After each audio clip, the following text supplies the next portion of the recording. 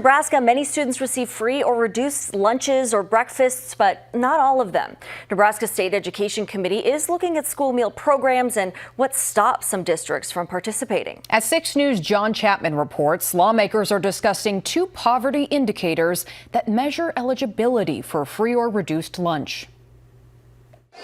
Every student in the Omaha Public School District gets to eat breakfast and lunch for free.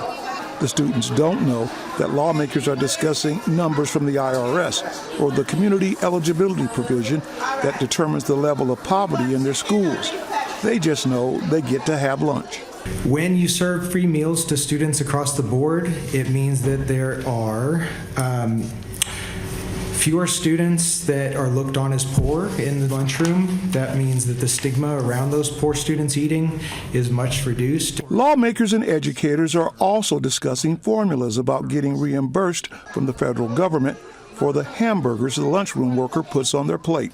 Participation in CEP could result in an increase in state aid to schools individually through the TIOSA formula, as happened for our district this year. Testimony from the legislative discussion reveals that the federal government reimburses schools for their breakfast and lunch programs at different rates depending on how much the student pays. The average cost for a school lunch across the state of Nebraska is around $3.50.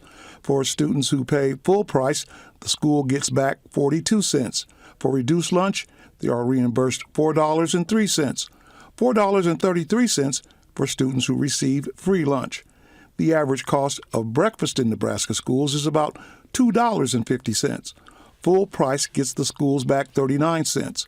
$2.07 comes back for reduced rates and $2.37 for free breakfast. Lawmakers want to make sure that every eligible student in the state gets breakfast and lunch, but not every school district in the state participates in the program. According to the most recent data shared by the Nebraska Department of Education, and that was 24-25 data, there are 156 districts in Nebraska that have at least one school eligible to participate in CEP. Of those with eligible school sites, only 21 have opted into CEP, meaning that 87% of eligible districts still have schools where student hunger could be addressed by increased federal reimbursement through CEP. Lawmakers say that's concerning because more and more students are receiving free meals, and there are more and more students who need the free meals. That's important because poverty has not gone down recently.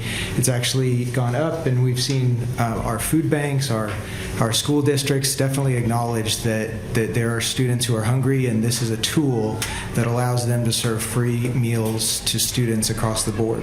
On your side, I'm John Chapman, 6 News. The Education Committee will conduct a study and report its findings and recommendations to the legislature.